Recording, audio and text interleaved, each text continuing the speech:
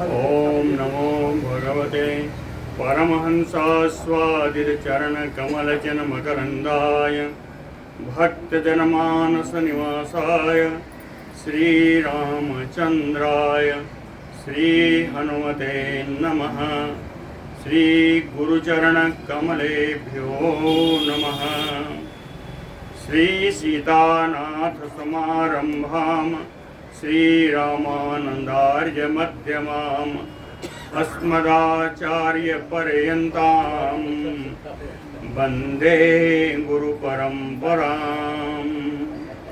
वागीसाद्या सुमनसा सर्वार्थानाम् उपक्रमे यमनत्वा कृतकृत्याः स्युः तं नमामि गजाननम्। या कुन्देन्दुतुषारहारधवला या शुभ्रवस्त्रावृता या वीणावरदण्डमण्डितकरा या श्वेतपद्मासना या ब्रह्माच्युतशङ्करप्रभृतिभिः देवैः सदा वन्दिता सा मां पातु सरस्वती भगवती निःशेषजाड्यापः।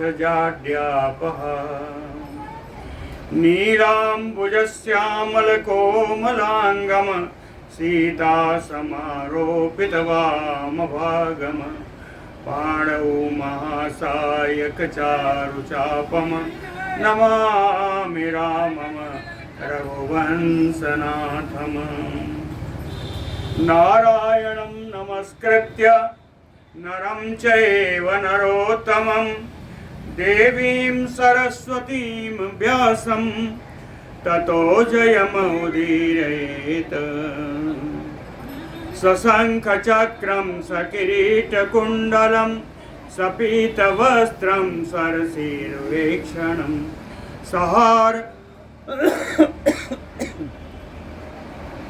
सहारवक्षस्थलकौस्तुभश्रियं नमामि विष्णुं शिरसा चतुर्भुजं।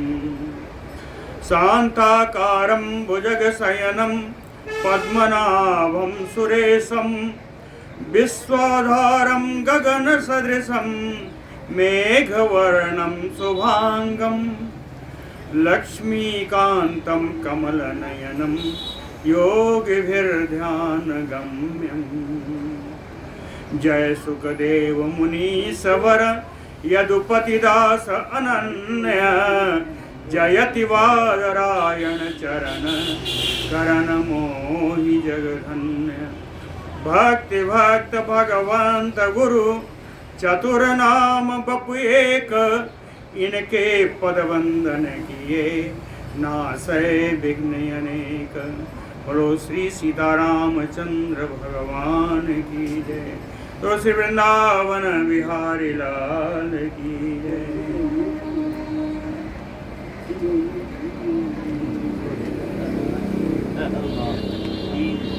भूगोल का विषय चल रहा है।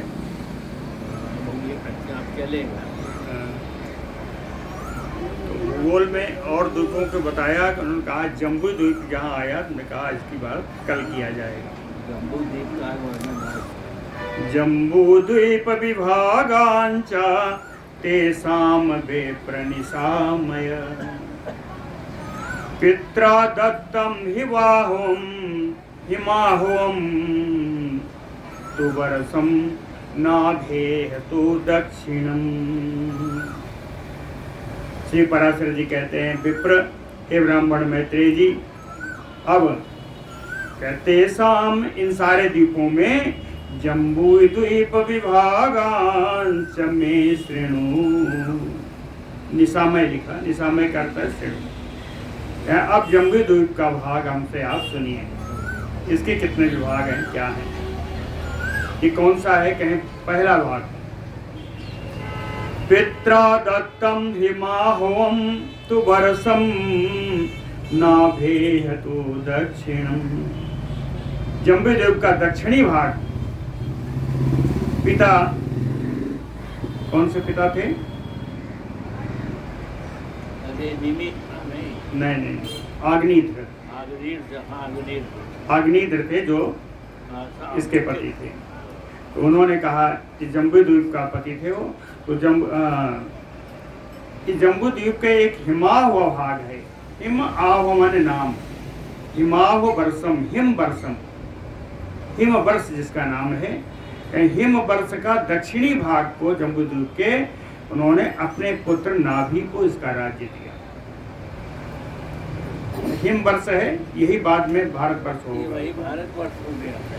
कहीं हिम वर्ष लिखा है, कहीं नाभि वर्ष लिखा है। अब नाभि वर्ष हो गया। श्रीमद् भागवत में नाभि वर्ष के नाम से, और यहाँ हिम वर्ष के नाम से है, जो बाद में भारत वर्ष हो जाएगा।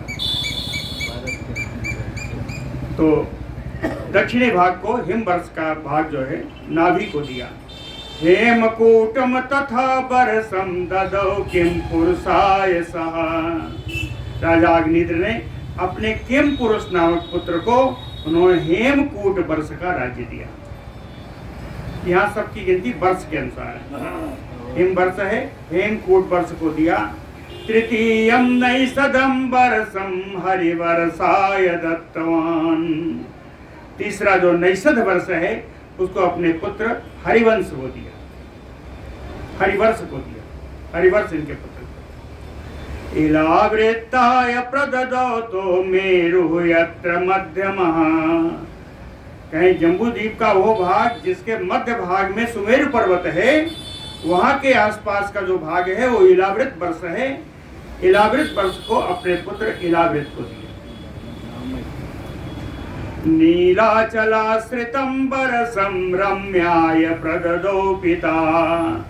और पिता ने नीलाचल के आश्रय में रहने वाले भूमि भाग को, जो नीलाचल वर्ष के नाम से जाना गया, उसको अपने पुत्र रम्य को दिया। श्वेतम तद उत्तरम बरसम पित्रा दत्तम हिरण्यवते। कहें उत्तर में श्वेत वर्ष नाम का स्थान है। श्वेत वर्ष को पिताजी के द्वारा हिरण्यवान को दिया गया। यद उत्तरम श्रृंगवतो बरसम तत कुरुवे ददौ। कहें उत्तर में श्रृंगवत वर्ष, श्रृंग वर्ष के नाम का स्थान कुरु अपने पुत्र कुरु को दिया। मेरोह पूर्वेण यत बरसम भद्रास्वाय प्रदत्तवान। मेरु पर्वत के पूर्व में जो वर्ष है उस वर्ष को भद्रास्व को दिया। गंधमादन वर्षम तो केतुमालाय दत्तवान। गंधमादन वर्ष को उन्होंने अपने पुत्र केतुमाल का उसका राज्य सौंप दिया। इति एतानि ददौ तेभ्यः पुत्रेभ्यः स नरेश्वरः। राजाधिराज श्री अग्निद्र जी ने इस प्रकार इन 9 वर्षों को अपने 9 पुत्रों में यथायोग्य विभक्त कर दिया। विभक्त करने के बाद वर्षेषु एतेषु तान पुत्रान अभिषेच्य सा भूमिपः।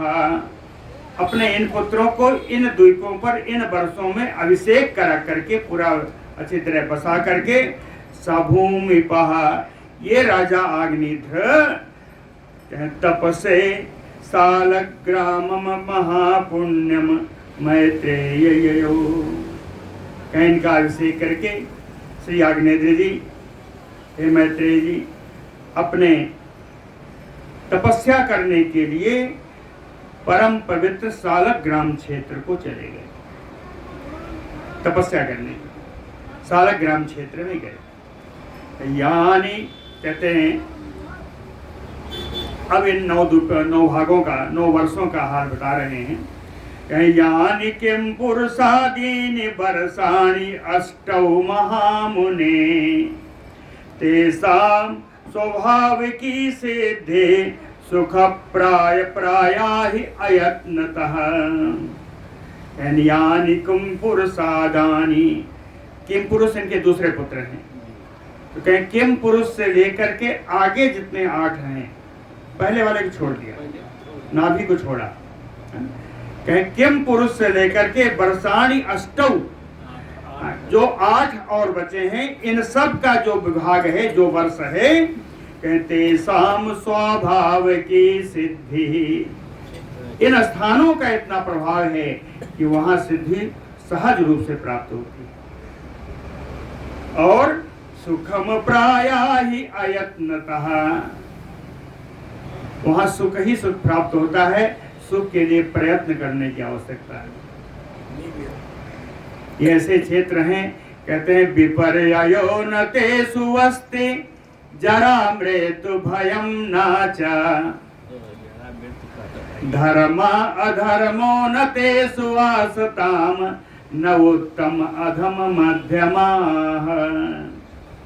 क्या विपर्ययो नाते अस्ति, कोई विपरीत अवस्था नहीं है, कोई प्रतिकूल अवस्था वहां पर नहीं है। जरा मृत्यु का तो कोई भय ही नहीं, न जरा मृत्यु भयम, जरा यानी वृद्धावस्था और मृत्यु का तो वहां भय ही नहीं।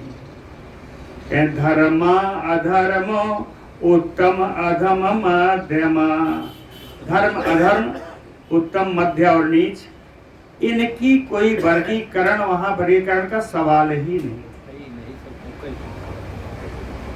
नते सुवर्ति जोगावस्था क्षेत्रेषु अष्टसु सर्वदा, इन 8 क्षेत्रों में जुगावस्था का भी प्रभाव नहीं है, यहाँ जुग परिवर्तन नहीं होता।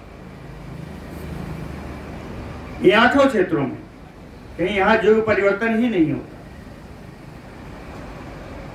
अब रह गया एक, वही अपना है।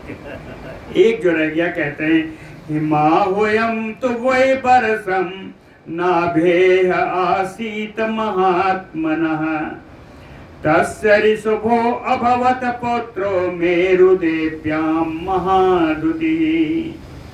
क्या हिमवर्ष नाम का जो खंड है, जिसके राजा नाभि हैं, महात्मा नाभि हैं, कहते हैं तस्य ऋषभो अभवत पुत्रो, इनके पुत्र ऋषभ देव हुए, है ना। और इनकी पत्नी थी मेरु देवी। ऋषभ जी कैसे थे, कहे महादुति। तस्य ऋषभो अभवत पुत्रो मेरु देव्याम महादुतिः। राजा नाभि की पत्नी मेरु देवी से अत्यंत प्रकाशमान ऋषभ नाम के पुत्र हुए। ऋषभात भरतो जय जज्ञे श्रेष्ठ पुत्र सदस्य सह।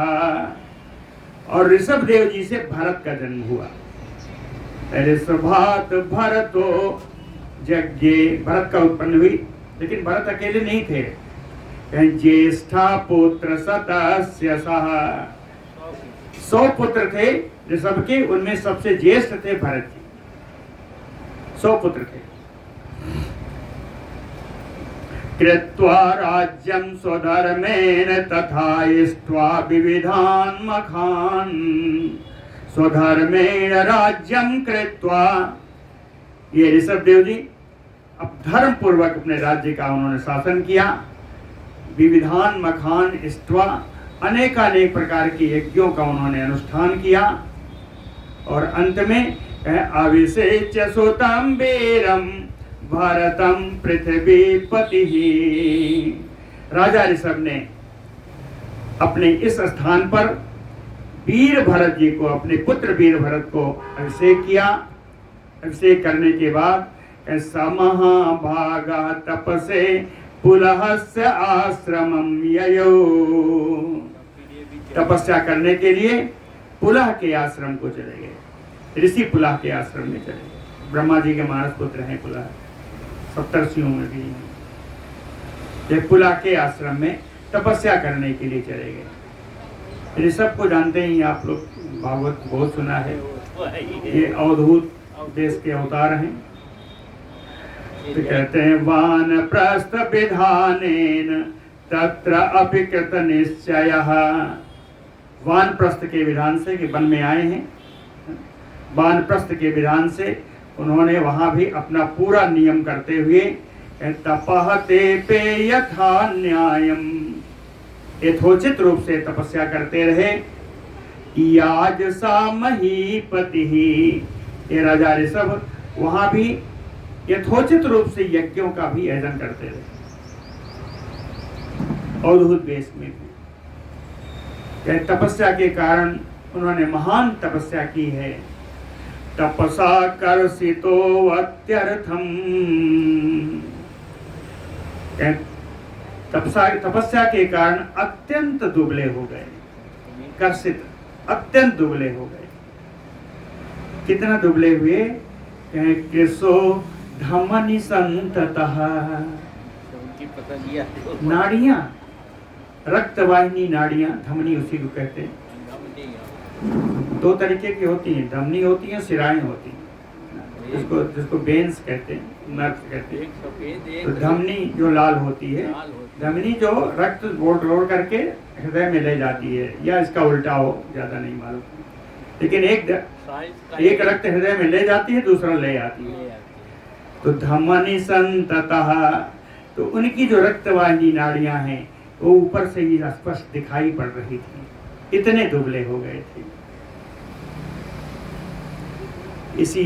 इसी स्थिति में नग्नो बीटां मुखे कृत्वा वीर अध्वानं गतो ततः।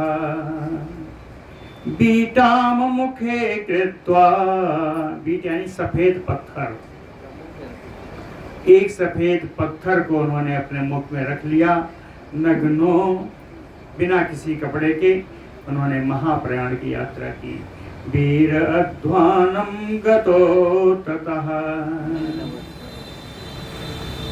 जाने के बाद भी ततः च भारतं सर्वं एतत् लोकेषु गीयते। भरताय यतः पित्रा दत्तं प्रतिष्ठिता वनं, यतः पित्रा भरताय दत्तं, क्योंकि पिता ऋषभ ने इसका राज्य, हिमवर्ष का राज्य भरत जी को दिया, और उसके बाद वो वन के लिए प्रस्थान कर गए। उसी समय से लोकेषु एतत् वर्षं भारतम गीयते, उस समय से ये जो हिमवर्ष था भारत वर्ष के नाम से संसार में जाना जाने लगा। लोकेषु भारतम वर्षं गीयते। सुमति भरतस्य अभूत पुत्रः परम धार्मिकः। सुमति भरतस्य पुत्रः, भरत जी के पुत्र सुमति हुए। ये सुमति परम धार्मिक थे। कृत्वा सम्यक ददौ तस्मै राज्यइष्टं मखः पिता। पिता भरत ने अपने पुत्र सुमति को संपूर्ण रूप से बढ़िया से राज साधन करके, इष्ट मखा, अपने प्रिय यज्ञों का यज्ञ संपादन करके, ददौ तस्मै, अपने पुत्र सुमति को राज्य दे दिया भरत ने। पुत्र संक्रामित श्रीहतो भरतः श्री महीपति। पुत्र को जब राज्य लक्ष्मी प्राप्त हो गई, उसके बाद ये पिता भरत जी योगाभ्यास रतः प्राणान सालग्रामे अत्यजत मुने। कहे मुनि, योगाभ्यास करते हुए श्री भरत जी ने अपने प्राणों का सालग्राम क्षेत्र में त्याग किया। सालग्राम क्षेत्र में इन्होंने अपने प्राण का त्याग किया। कहें इनका भरत जी का दूसरा जन्म भी हुआ। अजायत चा विप्रो असौ योगी नाम प्रबरे कुलः। भरत जी का दूसरा जन्म एक ब्राह्मण के घर में हुआ। वो ब्राह्मण जो योग में करने में संलग्न रहता था, योग तत्पर रहता था। मैत्रेय तस्य चरितं कथयस्यामि ते पुनः। कहते हैं मैत्रेय जी, इन भरत जी के चरित्र में फंस जाएंगे तो भूगोल रह जाएगा, तो भरत जी का चरित्र आपको हम बाद में बताएंगे। पराशर जी कहते क्योंकि बड़ी कथा है थोड़ा। भरत जी हुए, मृगी वेश में गए, मृग मोह में 3 जन्म हुआ, जड़ भरत हुए, रघुगण आदि मिले, है ना, उनको संदेश हुआ, ये सब चीजें ये बाद में आएगी कथा। तो इन्होंने इसीलिए कहा इस समय किसको टाल देते हैं कि मैत्रेय तस्य चरितम कथयिष्यामि ते पुनः। इसको बाद में बताएंगे। सुमते तेजसः तस्मात् इंद्रद्युम्नो व्यजायत। सुमति के तेज से इंद्रद्युम्न नाम के पुत्र उत्पन्न हुए। परमेष्टि ततः तस्मात् प्रतिहारः तत अन्वयः। इंद्रद्युम्न के परमेष्टि हुए, परमेष्टि के प्रतिहार हुए। प्रतिहरता इति व्याख्यात उत्पन्नः तस्य आत्मजः। और प्रतिहार के पुत्र के रूप में परम विख्यात प्रतिहरता नाम से उनका पुत्र हुआ। भवः तस्मात्, प्रतिहरता के पुत्र हुए भव, तस्मात् उद्गीतः, भव के पुत्र हुए उद्गीत। प्रस्तावः ततसुतो विभुः, उद्गीत के पुत्र हुए प्रस्ताव। पृथु ततः ततो नक्तो नक्तस्यापि गयः सुतः। पृथु ततो, प्रस्ताव के पुत्र हुए पृथु, ततः नक्तो, पृथु के पुत्र हुए नक्त, नक्त के पुत्र हुए गय। गय तो नरो गयस्य तनयः, गय के पुत्र हुए नर।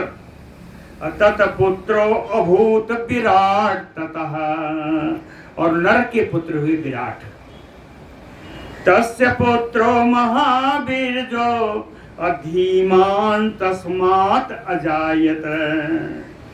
ये विराट है, विराट के पुत्र हुए महावीर, महावीर के पुत्र हुए धीमान। और कहें महांतः ततसुतः, धीमान के पुत्र हुए महांत। और ततसुतः अभूत मनस्यु तत आत्मजः, और महांत के पुत्र हुए मनस्यु। त्वष्टा च तुष्टुः च बिरजो रजः स अभूत सुतः। कहें जो मनस्यु थे, मनुष्य के पुत्र हुए त्वष्टा, त्वष्टा के पुत्र हुए त्वष्टु, त्वष्टु के हुए बिरज, बिरज के हुए रज, और रज के पुत्र हुए सत्रजित। सत्रजित रजसः तस्य जज्ञे पुत्र सुतं मुने। रज के केवल सत्रजित नहीं हुए, सत्रजित 100 भाई थे। ये संख्या 100 भाई। पुत्र सतम जज्ञे, सतजित्र के 100 पुत्र हुए। और सत्रजित के जो 100 पुत्र थे, इनमें से हम गलत बता गए ना, सत्रजित 100 भाई नहीं थे, सत्रजित अकेले थे। सत्रजित के पुत्र जितने हुए, उनके पुत्रों की संख्या है 100। इन 100 में सबसे बड़े हैं कि विश्वक ज्योति प्रधाना ते। इन 100 में सबसे मुख्य है विश्वक ज्योति। यही है इमा वर्धते वर्धिता प्रजा। और इन्हीं विश्वक ज्योति आदि इस वंश के कारण यहाँ की वंश, यहाँ का प्रजा बहुत बढ़ती रही। तैहेदम भारतम वर्षम नवभेदम अलंकृतम। विश्व ज्योति के द्वारा ही ये जो पूरा भारत वर्ष है, इसको 9 भागों में बांट करके इसका शोभा बढ़ाई गई। तेसाम वंश प्रसूतैः च भुक्ता इयं भारती पुरा कृतत्रेतादि सर्गेण युगाख्याम एक सप्तितम। तेसाम वंश प्रसूतैः, इनके वंश में ही उत्पन्न राजाओं के द्वारा इयम भारती पुरा भुक्ता, इस भारत भूमि का पूर्ण भोग किया गया। चाहे वो कृतयुग युग हो, चाहे त्रेता युग हो। कृत त्रेतादि सर्गेण, कृत युग, त्रेता युग, द्वापर युग के जितने भी आए, इन सभी युगों को बिताते हुए इस वंश ने एक सप्तम युगम, 71 युगों तक इसने राज्य किया है। 71 युग। एष स्वयं भुवः सर्गो येन इदं पूरितं जगत् बाराहेतु मुने कल्पे पूर्व मनवंतराधिपः। इस 12 कल्प में पहला जो मनवंतर है उसके राजा स्वयंभू, 12 कल्पे मुने पूर्व मनवंतराधिपः, पूर्व मनवंतर अधिपः इसके राजा कौन? स्वयंभुवः, स्वयंभू जी। एन सर्गो इदम जगम जगत पूरितम, स्वयंभू मनु के द्वारा उत्पन्न जितनी प्रजाएं हैं इन्हीं प्रजाओं से पूरा जगत भर गया। एन इदम पूरितम जगत, बोलो भक्तवत्सल भगवान की जय। हैं? हाँ, जम्बूद्वीप की बात है। श्री मैत्रेय उवाच, मैत्रेय जी का प्रश्न आ रहा है। कहते हैं इन्होंने सृष्टि तो बता दी, प्रियव्रत के पुत्रों की भी सृष्टि बता दी, तो अब क्या प्रश्न पूछे? तो कहते हैं कथितो भवता ब्रह्मन् सर्गः स्वयंभुवश्च मे श्रोतुम इच्छामि त्वत्तः सकलं मंडलम भुवः। कहते हैं ब्रह्मन् त्वया स्वयंभुवश्च सर्गः कथितो, आपने स्वयंभू मुनि के सारे वंश की बात तो बता दी, लेकिन कहते हैं त्वत्तः श्रोतुम इच्छामि, आपसे मैं जो सुनना चाहता हूं सकलम मंडलम भुवः, इस पृथ्वी मंडल का हालचाल जानना चाहता हूं, इस पृथ्वी मंडल की कथा में सुनना चाहता हूं। कहते हैं कहाँ का क्या क्या सुनोगे? वो बताया यावन्तः सागरा द्वीपाः तथा वर्षाणि पर्वताः वनानि सरितः पुर्यो देवादीनां यथा मुने। कहते हैं मुनि पराशर जी, जिस प्रकार से यहाँ के सागर हैं, यहाँ के द्वीप हैं, यहाँ के वर्ष हैं, यहाँ के पर्वत हैं, वन हैं, नदियाँ हैं, देवताओं की पुरियाँ हैं, देवताओं की नगरी है, इन सब का हाल जानना चाहता हूँ। इन सब के बारे में क्या जानना चाहते हो? यत प्रमाणम इदम सर्वम यत आधारम यदात्मकम संस्थानम अस्य च मुने यथावत वक्तुम अर्हसि। यत प्रमाणम इदम, इनकी लंबाई चौड़ाई प्रमाण क्या है? यत आधारम, इनका आधार क्या है? यदात्मकम, इनके उपादान गुण क्या है? संस्थानम अस्य च मुने यथावत वक्तुम अर्हसि, जिस प्रकार से हो सुंदर विधि से आप इसका पूरा विवरण मुझे बताइए। ऐसा मैत्रेय जी ने पूछा। पराशर जी बताएंगे, पूछ लिया तो। श्री पराशर उवाच,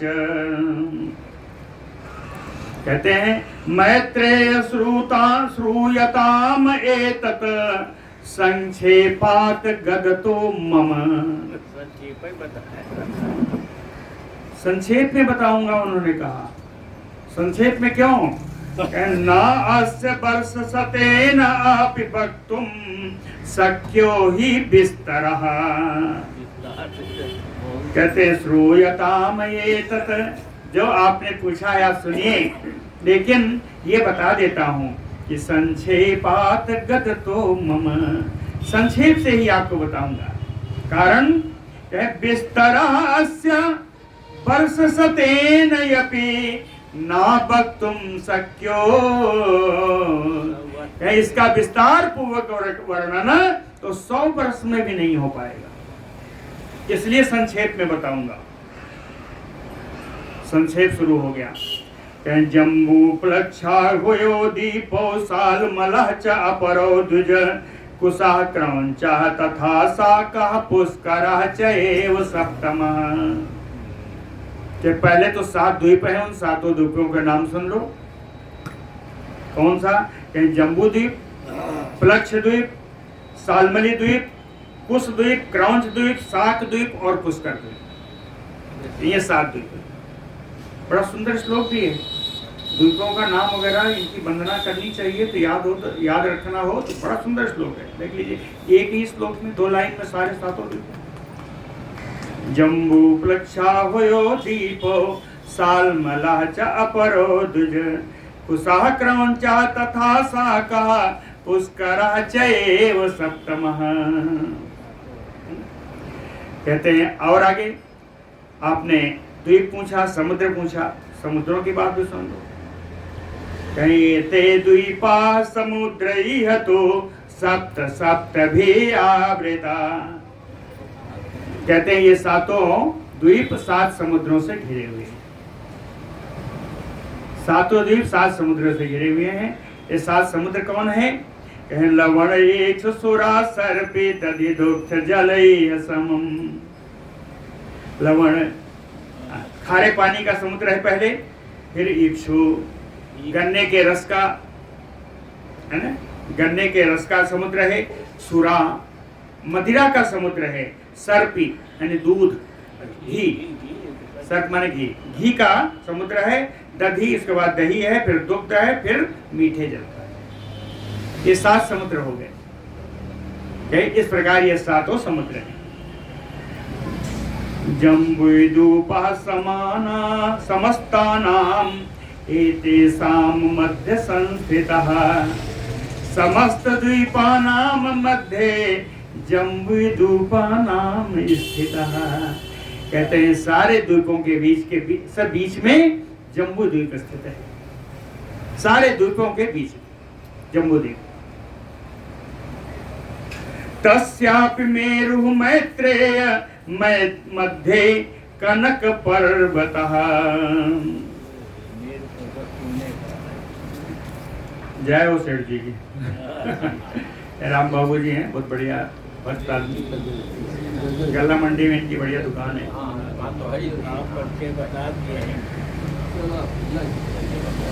जम्बूद्वीपः समस्तानाम् एतेषां मध्य संस्थितः। इन सारे द्वीपों के बीच में जम्बू द्वीप स्थित है। और उस जम्बू द्वीप के बीच में तस्यापि मध्ये, जम्बू द्वीप के बीच में मैत्रेय मेरु कनक पर्वतः। हे मैत्रेय जी, जम्बू द्वीप सबके बीच में है, और जम्बू द्वीप के बीच में सुमेरु पर्वत है जो सोने का। कनक पर्वत मेरु मध्य, बीच में। 84 सहस्रो योजनैः अस्य च उत्श्रयः। 84, 80 माने 80 और 4, 84, 84,000 योजन इस सुमेर पर्वत की ऊंचाई है। उत्श्रयः 84 सहस्रो योजनैः अस्य च उत्श्रयः। 84,000 योजन की इसकी ऊंचाई है। और कहीं इतने नहीं, कहे इतना ऊंचा है तो खड़ा कैसे होगा? प्रविष्टा खोडसा अधस्तात 16,000 योजन नीचे घुसा हुआ है। 16,000 योजन नीचे पृथ्वी में, 84,000 ऊपर, 84 16 मिला दीजिए, 1,00,000 योजन। तो 16,000 योजन पृथ्वी नीचे है और 84 ऊपर। और क्या सुमेर पर्वत का ऊपरी तल कैसा है? सुमेर पर्वत का ऊपरी तल 84,000 योजन के ऊपर जो है, कहें 32 मूर्धनि विस्तृतः। 32,000 योजन विस्तार का उनका मूर्ध है, उनका सिरा, ऊपर वाला भाग, पर्वत के ऊपर का भाग 32,000 योजन विस्तार का है। धरातल पे कितना है? धरातल पे भी तो होगा। तो मूले खोडस सहस्त्रो विस्तारः तस्य सर्वशः। क्या पूरा मिलाकर के 16,000 योजन का विस्तार नीचे। आप कल्पना कर लीजिए, 16,000 नीचे है, 32,000 ऊपर। कैसे बना है? शंकु टाइप का। शंकु मतलब नीचे कम है, ऊपर ज्यादा। हाँ, तो क्या है इसका? इसकी देखिए, बढ़िया बढ़िया उदाहरण दिया। भूपद्मस्य अस्य शैलो असो कर्णिकार संस्थितः भूपद्मस्य। पृथ्वी रूपी कमल से असौ शैलो, यह पर्वत, ये सुमेर पर्वत पृथ्वी रूपी कमल में, यह सुमेरु पर्वत कर्णिकाकार संस्थिता, कर्णिका के समान है। कर्णिका जो होती है कमल की, एक कर्णिका खड़ी है, उसके ऊपर फूल है, तो नीचे से छोटा ऊपर ज्यादा, कर्णिकार संस्थिता। हिमवान हेमकूटश्च निषधस्य चास्य दक्षिणे नीलः श्वेतश्च शृंगी च उत्तरे वर्ष पर्वता। वर्ष पर्वत कहते हैं इस सुमेर पर्वत के दक्षिणी भाग में 3 श्वेत पर्वत हैं, 3 वर्ष पर्वत हैं, हिमवान, हेमकूट और निषध, सुमेर पर्वत के दक्षिणी भाग में। और उत्तरे नीलः श्वेतः शृंगी चा, नील, श्वेत और श्रृंगी, यानी 3 पर्वत सुमेर पर्वत के वर्ष पर्वत हैं। ये आम पर्वत नहीं है, वर्ष पर्वत है, यानी जिनके कारण जिस वर्ष का नाम होता है ना, ये वह वर्ष पर्वत है। तो नीलः श्वेतः शृंगी चा, अब नील वर्ष है, श्वेत वर्ष है, शृंगी वर्ष है, तो कहें ये पर्वत उनके वर्ष पर्वत, इसलिए कहा कि इन पर्वतों के द्वारा उन वर्षों का नाम होता है। जैसे मेरु पर्वत से भारत वर्ष का नाम होता है, वैसे ही इन पर्वतों से उन वर्षों का नाम होता है। भारतम नक्ष प्रमाणो दो मध्यो लक्ष प्रमाणो दशहीनाः तथा अपरे। सुमेर पर्वत के उत्तरी भाग में 3, दक्षिणी भाग में 3। तो कहते हैं जो इन दोनों के बीच की जो प्रमाण है, दूरी है, पहले 2 पर्वतों के बीच की दूरी तो कितनी है? कह लक्ष प्रमाणो, 1 लाख योजन। सबसे बाहरी निषद पर्वत है दक्षिण में, और सबसे बाहरी उत्तर में नील पर्वत है। तो कहे निषद और नील के बीच की दूरी 1 लाख योजन। लक्ष प्रमाणो 2 मध्यो और दशहीना तथा अपरे। और उसके बाद जो पर्वत आएंगे उनमें 10-10 योजन का, 10-10 हजार योजन का कमी होती जाएगी। नहीं, 10,000 नहीं, 10 योजन का कमी होती जाएगी। हजार में तो है, हाँ, 1000 में 10,000 योजन की कमी होगी। तो 10,000 योजन की कमी होगी। तो कहें दूसरा पर्वत, जैसे निषद के बाद आता है हेमकूट दक्षिण से, और यहाँ आता है उत्तर में आता है नील के बाद श्वेत, तो उधर का बीच वाला हेमकूट, इधर का बीच वाला श्वेत, इन दोनों के बीच की दूरी 10,000 योजन कम कर दीजिए, 90,000 योजन। 10हीन। और अब जो अंदर वाला है, अंदर वाला एक तरफ हिमवान है और दूसरी तरफ शृंगी है, दक्षिण और उत्तर में। दक्षिण में हिमवान, उत्तर में शृंगी। तो हिमवान और शृंगी के बीच की दूरी 80,000 योजन, 10 कम हो जाएगा, 10-10 कम होता जाएगा। भारतम सहस्त्रद्युतयोच्छाया, सहस्त्रद्युतयोच्छ्राया, कहीं इन पर्वतों की ऊंचाई 2000 योजन। सहस्त्रद्युतयोच्छ्राया और तावत विस्तारिणः च, और उतना ही विस्तार है, उतनी ही चौड़ाई है। चौड़ाई बराबर है, चौड़ाई और ऊंचाई हाँ बराबर है। ऊंचाई भी 2000 योजन और चौड़ाई भी 2000 योजन। अब प्रथम वर्ष कौन सा है? भारतम प्रथमम वर्षम ततः किम पुरुषम स्मृतम। पहला वर्ष भारत वर्ष है, उसके बाद दूसरा वर्ष है किम पुरुष वर्ष, हरिवर्षम तथैव अन्यत, इसके बाद तीसरा वर्ष है हरिवर्ष, मेरो दक्षिण तो द्विज। ये 3 वर्ष जो हैं कहते सुमेरु पर्वत के दक्षिण भाग में स्थित है। 9 वर्ष हैं। 9 वर्षों को बताना है सुमेरु पर्वत से कहाँ कौन कौन है। तो 3 ये हो गए जो दक्षिण भाग में। तीनों का नाम सुन लिया, भारतवर्ष, किमपुरुष वर्ष और हरिवर्ष। ये 3 है सुमेरु पर्वत के दक्षिण भाग में। रम्यकम च उत्तरम वर्षम तस्य वानहि एव अनुहिरण्यमयम। रम्यक वर्ष, उत्तर वर्ष और हिरण्यमय। उत्तरा कुर्वः चयो और कुरु वर्ष। रम्यक वर्ष, हिरण्यमय वर्ष, कुरु वर्ष, ये 3 वर्ष हैं। कहते हैं ये उत्तर के वर्ष। सुमेरु पर्वत के उत्तर में 3 वर्ष हो गए। 3 दक्षिण, 3 उत्तर, बचे 3 है ना। 9 कुल है। लेकिन एक बात और कही, यथा वही भारतम तथा। इन सभी वर्षों की लंबाई चौड़ाई भारत वर्ष के समान ही है। भारतम तथा 9 सहस्त्रम एकैकम नेतेषाम द्विजसत्तम। कहें इनका प्रमाण, इनका विस्तार, हे ब्राह्मण श्रेष्ठ मैत्रेय जी, 9000 योजन का विस्तार एक का, एक वर्ष का विस्तार 9000 योजन का। 9 सहस्त्रम एकैकम एतेषाम। अब दक्षिण वाले 3 बता दिया, उत्तर वाले 3 बता दिया। अब कहते हैं एक ऐसा है जो बिल्कुल बीच में, एक वर्ष ऐसा है जो बिल्कुल बीच में है। इलावृतम च तत् मध्ये सौवर्णो मेरु उच्छ्रितः। मेरु पर्वत के बिल्कुल बीच में इलावृत वर्ष है।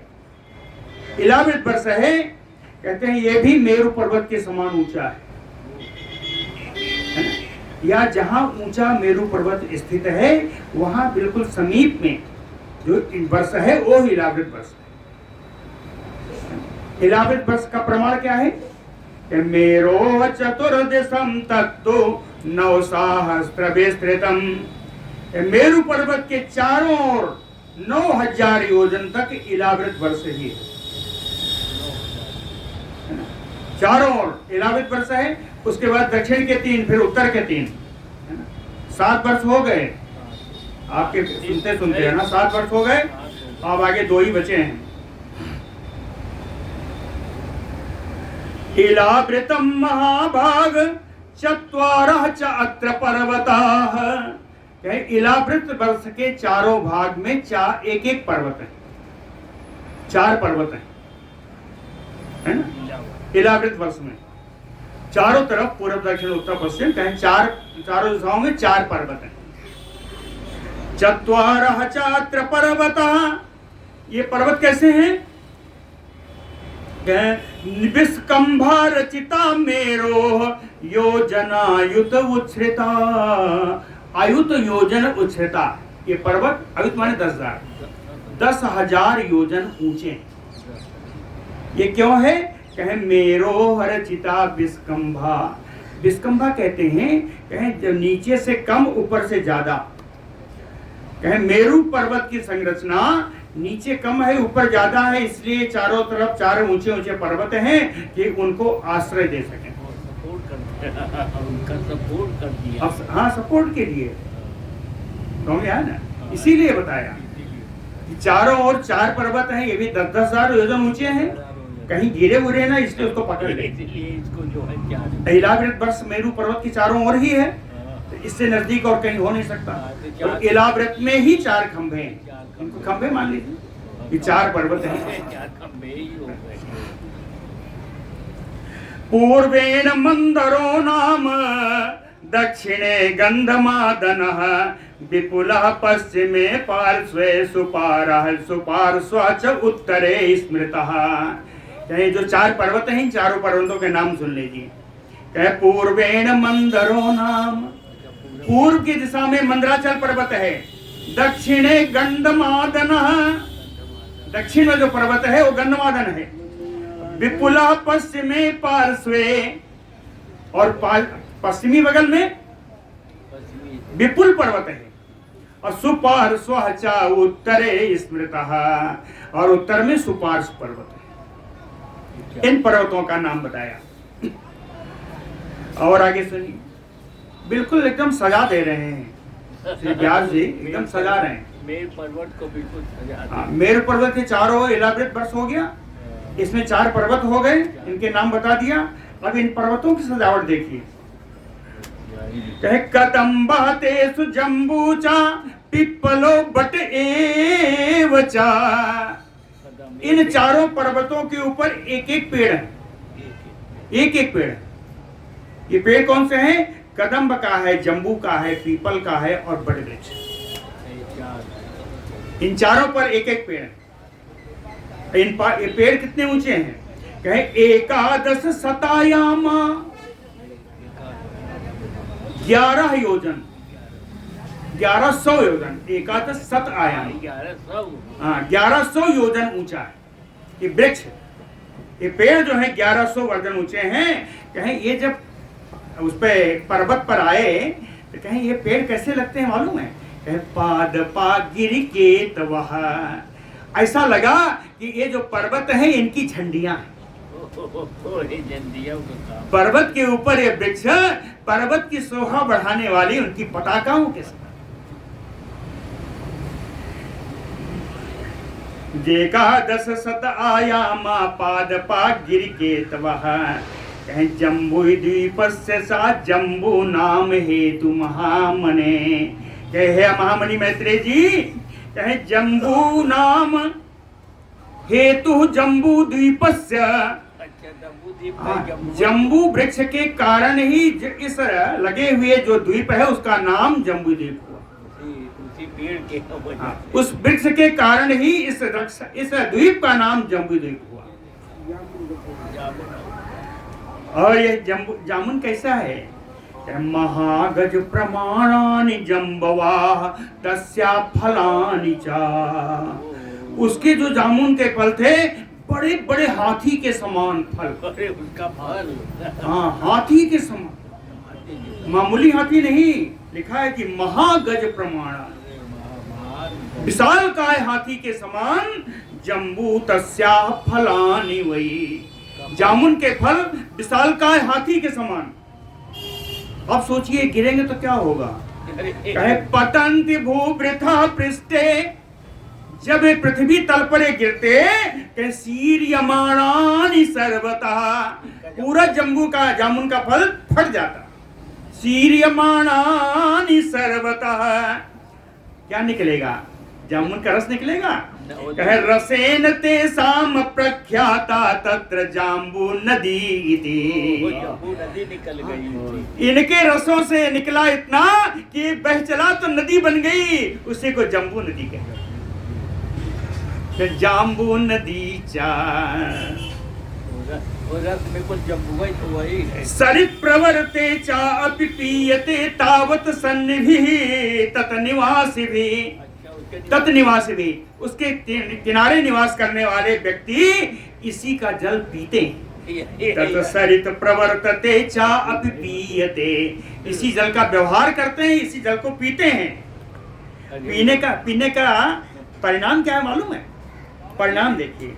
कहे तत्पानात् स्वच्छ मनसा, तत्पानात् स्वच्छ मनसा जना नाम तत्र जायते, और न स्वेदो न दौर्गंधा न इंद्रिय क्षय। कहते इसको पीने से एकदम मन पवित्र हो जाता। जनानाम तत्र जायते, वहां के लोगों का मन पवित्र हो जाता था। ना पसीना होता था, ना दुर्गंध आती थी, ना ही इंद्रियां का कोई दुर्व्यवहार होता। इंद्रिय भी चलाए मान नहीं, इंद्रिया जो है नहीं, इंद्रियम अच्छया। और ये रस जब किनारे में गया तो क्या हुआ? नदी का किनारा भी तो है, किनारे में जाएगा तो मिट्टी से मिलेगा। सुनिए उसका हालत क्या हुआ। कह तीर मृत रसम प्राप्य, किनारे की मिट्टी जब जाम्बू नदी के रस को प्राप्त किया तो सुख वायु विषय सीता, जब चलती हुई सुंदर शीतल वायु से सूख गई वहां की मिट्टी, जाम्बू नद के रस से भीगी हुई मिट्टी जब सूख गई हवा से, जाम्बू नद आख्यम भवति सुवर्णम सिद्धि भूषणम, तो वो मिट्टी सुवर्ण हो गई। उस सुवर्ण का नाम है जाम्बू नद सोना, जो कि बहुत प्रसिद्ध सोनों में यानी पवित्र सोना माना जाता है। ये जाम्बू नद सोना बन गई। वो मिट्टी जो जामुन के रस से भीगी वो जाम्बू नद सोना बन गई। और सिद्ध भूषणम, सिद्ध लोग भी उसका आभूषण पहनने लगे। भद्रासम पूर्वतो मेरो केतुमालम च पश्चिमे, छह एक सात वर्ष का बात बता दिया है, 2 बचे हैं, 2 का भी सुन लीजिए। भद्रास्वम पूर्वतो मेरो केतुमालम च पश्चिमे, वर्षे द्वैतु मुनि श्रेष्ठ तयोः मध्यम इलावृतः। पूर्व की तरफ में मेरु पर्वत के पूर्व में भद्रास्व वर्ष है और पश्चिम में केतुमाल वर्ष है। हो गए आपके 9 वर्ष पूरे। कहते हैं द्वैत वर्षे तु मुनि श्रेष्ठ, हे मुनि श्रेष्ठ मैत्रेय जी, इन दोनों वर्षों के बीच में कौन है? कहते यो मध्यम इलावृतः, इलावृत वर्ष बीच में है ना? तो इसके भी बीच में है, इन दोनों के बीच में भी है। उधर जम्बू द्वीप के भी बीच में है ना? उत्तर दक्षिण पूर्व पश्चिम, ये पूर्व पश्चिम वाले हो गए। उत्तर दक्षिण में 3 है। समय हो जाए बता दीजिए। हो गया। वनम चैत्र रथम पूर्वे दक्षिणे गंधमादनम, वैभ्राजम पश्चिमे तद उत्तरे तदवत उत्तरे नंदनम स्मृतम। पूर्व भाग में चैत्ररथ वन है, सुमेर पर्वत के पूर्व भाग में चैत्ररथ वन है। दक्षिणे गंधमादनम, दक्षिण भाग में गंधमादन वन है। वैभ्राजम पश्चिमे, और पश्चिम में वैभ्राज वन है। तद उत्तरे नंदनम स्मृतम, और उत्तर भाग में नंदन वन है। और खूबी बताएं, अरुणोदम महाभद्रम असितोदम समानसम, सरांसि एतानि चत्वारि देवभोग्यानि सर्वदा। चत्वार सरांसि एतानि, 4 सरोवर हैं, 4 सरोवर हैं। कौन है? देव भोग्यानि सर्वदा, जिनका देवता लोग सेवन करते हैं। 4 सरोवर भी हैं जिनका देवता लोग सरोवर करते हैं, सेवन करते हैं। इन सरोवरों के नाम सुन लीजिए, अरुणोद, महाभद्र, असितोद और मानसरोवर है ना। अरुणोद, महाभद्र, असितोद और मानसरोवर। कहते हैं अब इनके चारों ओर जितने पर्वत हैं उनको बताएंगे, देर ना हो जाए, चले। देर तो हो ही जाए। 6 श्लोकों में है 4 पर्वतों का उत्तर। तो लंबा है। चलिए फिर आगे कल बताएंगे। बोलो भक्तवत्सल भगवान की जय।